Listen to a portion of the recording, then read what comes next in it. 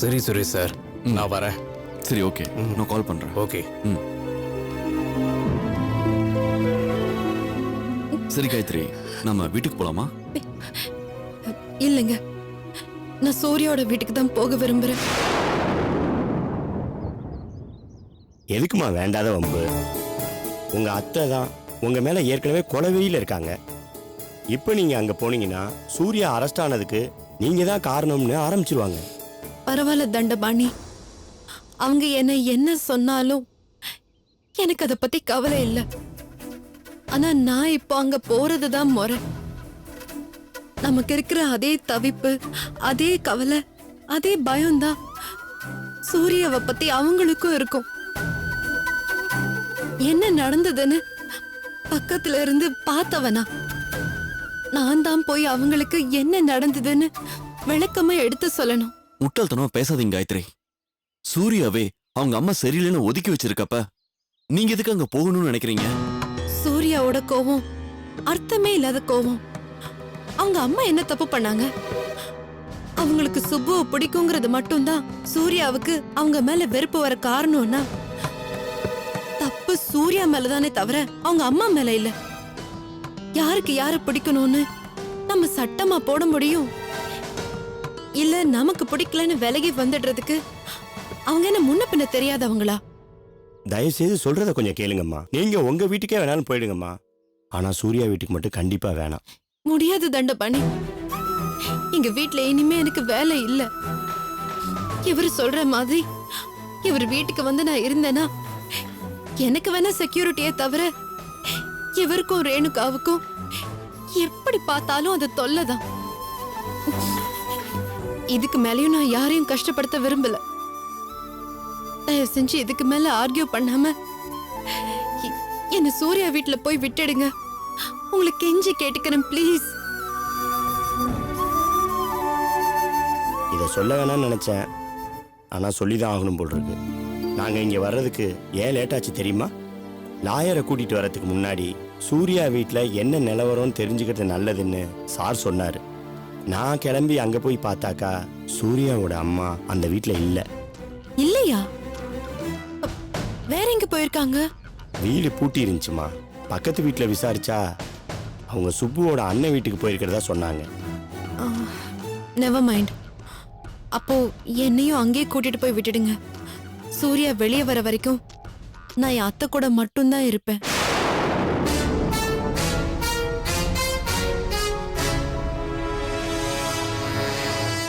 சரி, உங்க இஷ்டம் காயத்ரி. நான் இதுல குறுக்கிட விரும்பல. ஆனா தயவு செஞ்சு சூர்யா வீட்டு ஆளுங்க கிட்ட தேவைக்கு அதிகமா எதுவும் பேசாதீங்க. உங்க அத்தை மேல உங்களுக்கு அன்பு இருக்கலாம், மரியாதை இருக்கலாம், அத பத்தி எனக்கு கவலை இல்ல. ஆனா நம்ம எல்லாருக்குமே சூரிய வெளியே வர்றது மட்டும்தான் இப்ப ரொம்ப முக்கியம். அத மறந்துடாதீங்க. சரி, வாங்க போலாம்.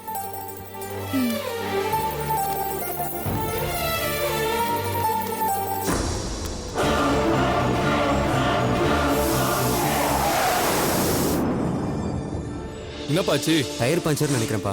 கொஞ்சம் சீக்கிரம் பாருப்பா, டைம் ஆகுது. இதோ பாக்குறேன்ப்பா. சீக்கிரமா பாருப்பா, நிறைய வேலை இருக்கு. இதோமா.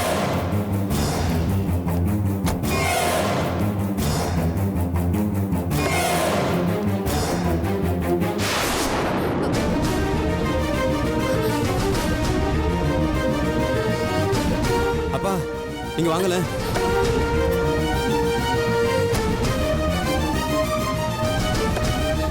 என்னங்க இங்க வாங்கல. ஏய், யார் நீ? எழுந்து வெளில வா.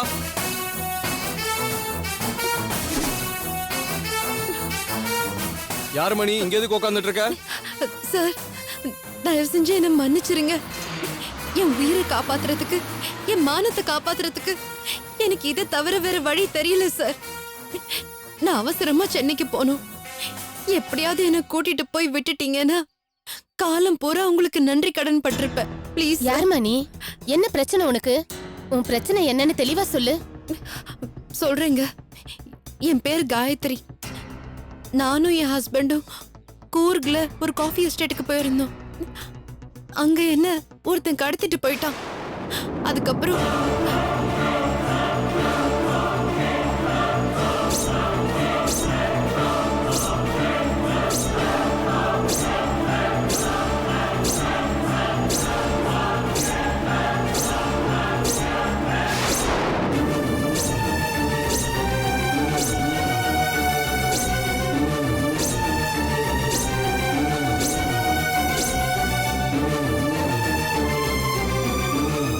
அவன் யாரு என்னன்னு எனக்கு தெரியாதுங்க. எதுக்காக என்ன கடத்திட்டு போனானோ எனக்கு தெரியாது. எப்படியாவது அவன் கிட்ட இருந்து தப்பிச்சு நான் சென்னைக்கு போனேன்னா அங்க என் ஹஸ்பண்ட் வந்திருப்பாரு. அதுக்கப்புறம் அவரு பாத்துப்பாரு. தயவு செஞ்சு எனக்கு ஹெல்ப் பண்ணுங்க ப்ளீஸ் ப்ளீஸ். என்னங்க பண்றது? கேட்டியா லக்ஷ்மி, பாவமா இல்ல? நாட்டுல எல்லா இடத்துலயும் அயோக்கிய பசங்க இருக்கதா செய்றாங்க. இந்த மாதிரி ஆளுங்க இருக்க ஊர்ல பொண்ணுங்க எப்படி நிம்மதியா நடமாட முடியும்? நீ கவலைப்படாதம்மா, முன்னாடி சீட்ல வந்து உட்காருமா. நாங்க சென்னைக்கு தான் போயிட்டு இருக்கோம். உன்னை எங்க இறக்க சொல்றியோ அங்க இறக்கி விட்டு நாங்க கிளம்புறோமா. ரொம்ப நன்றி சார், ரொம்ப நன்றி. சரி வாமா. சீக்கிரம் பஞ்சர் பார்ப்பா. தம்பி சரிப்பா. நீ உட்காருமா உள்ள. ஏங்க இங்க வாங்க. விபத்து நடந்தது எப்படி? 2 hours போலீஸ் ஸ்டேஷன்ல என்ன போய் உட்கார வச்சாங்க. இந்த படத்தோட ஸ்க்ரீன் பிளே வந்து ரொம்ப ஒரு கஷ்டமான, பிகாஸ் ஒரே டைம்ல வந்து it's happening in lot of places in Chennai. அவரோட எனர்ஜி வந்து ஹை மேட்ச் பண்றது ரொம்ப கஷ்டமான ஒரு விஷயம். சிக்கன் பிடிக்கிற மாதிரி 2 பொண்ணு சார். இந்த காஃபி ஷாப் போல் தானே? ஆமா ஒரு சாண்ட்விச் ஆர்டர் பண்ணி அரவிந்தராஜ் சார் ப்ளீஸ். ஏங்க இங்க வாங்க. அறிவு இருக்கா உங்களுக்கு? அவ யாரு என்னன்னு நமக்கு தெரியாது. யாரோ கடத்திட்டு வந்ததா சொல்றா. இப்ப நம்ம வண்டியில அவளை கூட்டிட்டு போனா 7 இடுப்புல தூக்கி உட்கார வச்சுக்கிட்டு போன மாதிரி ஆயிடாது? என்ன சொல்ற லட்சுமி? உங்க தலை. இவளை கடத்திட்டு போனவன் அங்க ஆள் தப்பிச்சு போயிட்டான்னு தெரிஞ்சா தேடிக்கிட்டு வர மாட்டான். தப்பிச்சு வந்தவளுக்கு இவ்வளவு சாமர்த்தியம்னா கடத்திட்டு போன அவனுக்கு எவ்வளவு சாமர்த்தியம் இருக்கும்? போற வழியில வண்டிய மறிச்சு கட்டையால அடிச்சு கலவரம் பண்ணி ஏதாவது ஒண்ணு ஆயிடுச்சுன்னா என் தங்கச்சி வீட்டு கல்யாணத்துக்கு நம்ம எப்படி போய் சேருது? சேச்சே, அப்படிலாம் எதுவும் ஆகாதுமா. வேணும்னா அந்த பொண்ணை டிக்கிலேயே படுத்துக்க சொல்லிடலாமா. கஷ்டம்னு கேக்குறவங்களுக்கு ஒரு சின்ன உதவி கூட செய்யலன்னா எப்படிமா? வயசு பொண்ண பார்த்த உடனே இறக்கம் வருதாக்கும். ஏன் இதே ஒரு 80 வயசு கிழவி கேட்டா செஞ்சிருவீங்களா? நாம ஊருக்கு கிளம்புறப்போ நம்ம பக்கத்து வீட்டுக்காரு பெங்களூர் வரைக்கும் கூட வரவான்னு கேட்டாரு. என்ன சொன்னீங்க நீங்க அவர்கிட்ட? சொல்லு கேக்குதா சொல்லு? பரோட்டா மாவுல செஞ்ச பார்பி பொம்மை மாதிரி இருந்தா அப்படியே பாசம் பொத்திக்கிட்டு வருமே. ஏமா இப்படி எல்லாம் பேசுற? நான் ஏதோ நல்லது செய்ய போய். ஒரு மண்ணாங்கட்டி வேணாம். 5 10 கொடுத்துட்டு அவளை பஸ்ஸ புடிச்சிட்டு போக சொல்லுங்க. யார் எக்கேடு கெட்டு போனா நமக்கு என்ன? மா டயர் மாத்திட்டேம்மா. கிளம்புங்க. நீ உட்காருமா. கிளம்பலாமா? தப்பா எடுத்துக்காதம்மா. ஆக்சுவலா சென்னைக்கு போற மாதிரி தான் இருந்தது. அதுக்குள்ள என் ஒய்ஃப் வந்து பிளானை மாத்தி பெங்களூர்ல இருக்க அவ தங்கச்சி வீட்டுக்கு போயிட்டு அப்புறம் போலான்னு சொல்லிட்டா. அதனால வந்து தயவு செஞ்சு கோச்சிக்காதம்மா. இந்தாம்மா பஸ் சார்ஜுக்கு இதை வச்சுக்கோமா. பஸ் இந்த வழியா தான் வரும். அதை பிடிச்சி நீ ஊருக்கு போயிடுமா. சரியா? வண்டி எடுப்பா.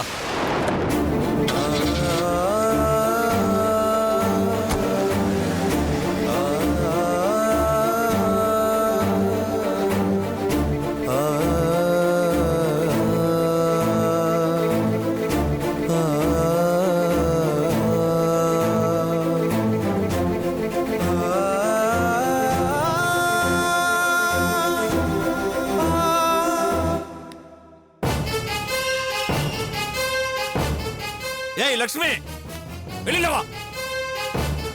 ஏய் லக்ஷ்மி, மரியாதையா இப்ப வெளியே வரியா இல்லையா?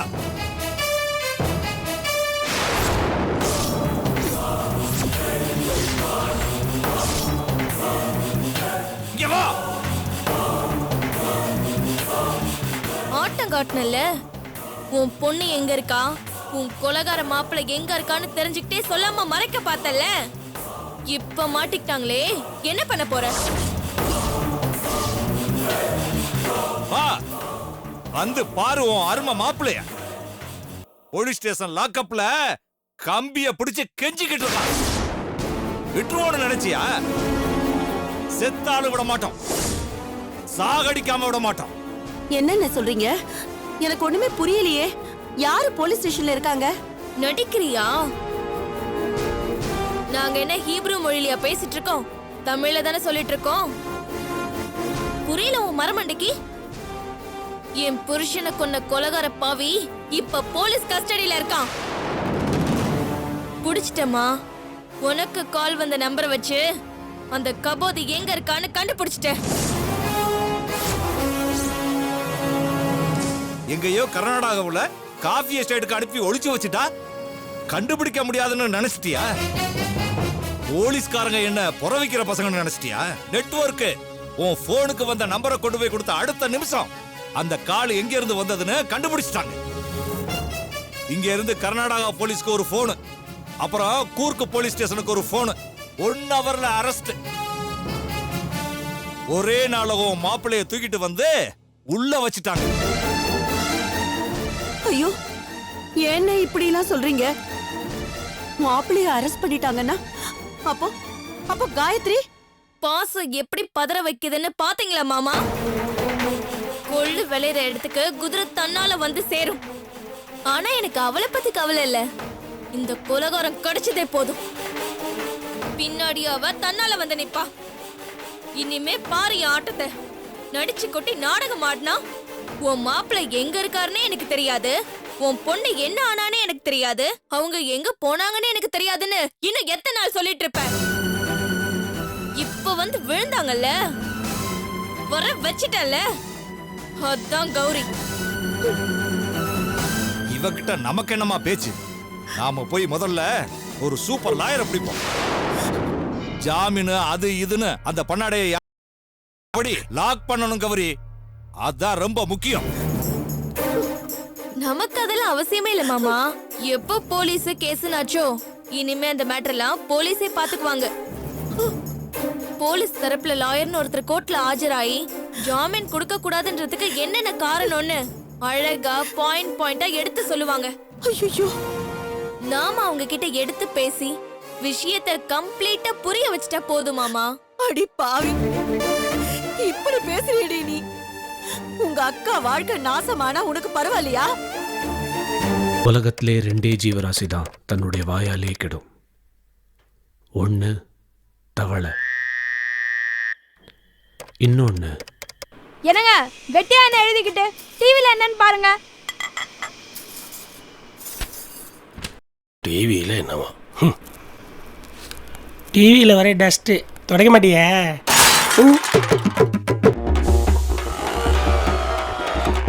அவ புருஷனை ஜெயிலுக்கு அனுப்பிட்டு அவளை அழ வச்சு பாக்குறதுல அப்படி என்னடி சந்தோஷம் உனக்கு? நான் அழறத பார்த்து நீ சந்தோஷப்பட்டல்ல, அதே சந்தோஷம் தான் எனக்கும். ஏன் புருஷ செத்ததுக்கு ஒரு சொட்டு கண்ணீர் விட்டியாவா நீ? மறக்க மாட்டாதெல்லாம். இப்ப வைக்கிற பாரு ஆப்பு. உன் மாப்பிளைய கதற கதற தூக்கு மடக்கி ஏத்தி உன் பொண்ணு வாயிலையும் வயிற்றுலயும் அடிச்சுட்டு வந்து நிக்க வைக்கிறேனா இல்லையான்னு பாரு.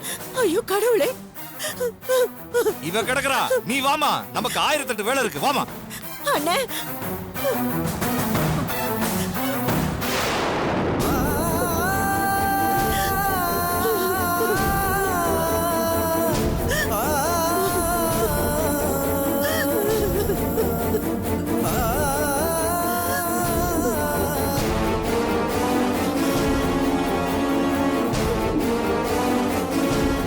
மாப்பிள்ளை இப்போ போலீஸ் ஸ்டேஷன்ல இருக்காருன்னா அப்போ காயத்ரி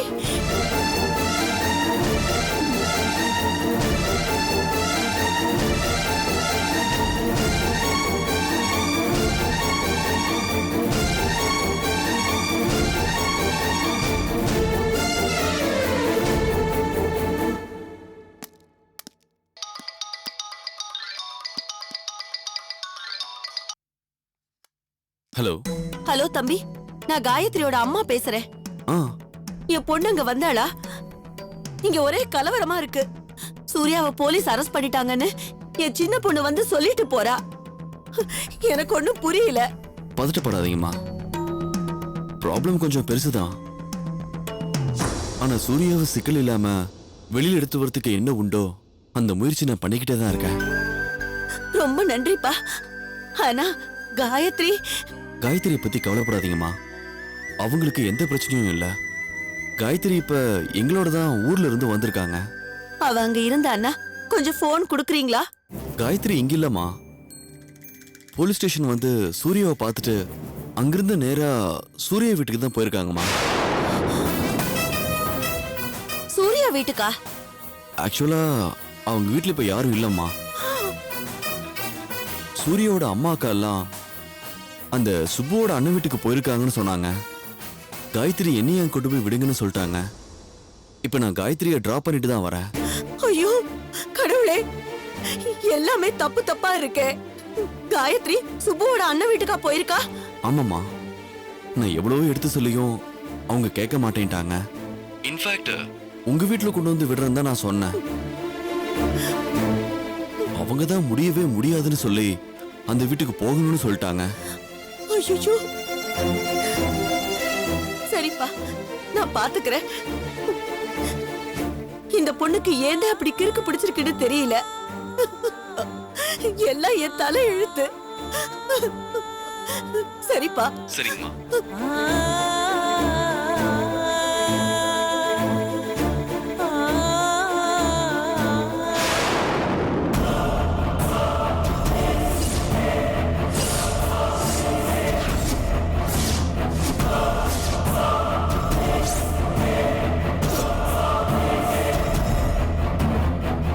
என்னடி சொல்ற? நடிக்கிறியா? நாடகம் ஆடி எங்களெல்லாம் ஏமாத்தலான்னு பாக்குறியா? கலர் கலரா ரீல் விட்டா நாங்களாம் நம்பிடுவோம் நினைக்கிறியா? இந்த பார், இதெல்லாம் வேற எங்கேயாவது வச்சுக்கோ. இங்க வந்து எங்களை ஆழம் பார்க்கலாம்னு நினைக்காத. சுப்பு, நான் உன்கிட்ட தான் பேசிட்டு இருக்கேன். எனக்கு மத்தவங்கள பத்தி கவலை இல்ல, அக்கறையும் இல்ல. என்னை பத்தி யார் என்ன நினைக்கிறாங்கன்னு எனக்கு தெரிஞ்சுக்க வேண்டிய அவசியமும் இல்ல. நான் ஏமாத்த நினைக்கிறதா உங்க அண்ணன் நினைச்சாருன்னா இழப்பு உனக்கு தான். ஏமாத்த நினைக்கிறவ விளையாட்டுக்கு கூட விட்டு கொடுக்கறேன்னு சொல்ல மாட்டான். வாய மூடு. பண்றதெல்லாம் பண்ணிட்டு பேசுறா பாரு பேச்சு. என் புள்ளைய காப்பாத்துறதுக்கு எனக்கு தெரியும்டி. என் புள்ளையையும் என் மருமகளையும் எப்படி சேர்த்து வைக்கிறதுன்னு எனக்கு தெரியும். நீ யாரு இப்படி குறுக்கால வந்து குழப்பிட்டு இருக்க? இல்லத்த, உங்களால அது முடியாது. சூர்யா மனச மாத்தி சுப்பு அவரோட சேர்த்து வைக்கணுங்கிறது உங்களுக்கு சாத்தியமே இல்ல.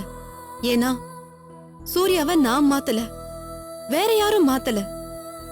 அவரு தன்னைத்தானே கேள்வி கேட்டு பதில தேடி அலைஞ்சு இதுதான் சரி, இதுதான் நல்லதுன்னு ஒரு முடிவுக்கு வந்து நான் தான் மனைவிங்கிற ஒரு இடத்துக்கு வந்து நிக்கிறாரு.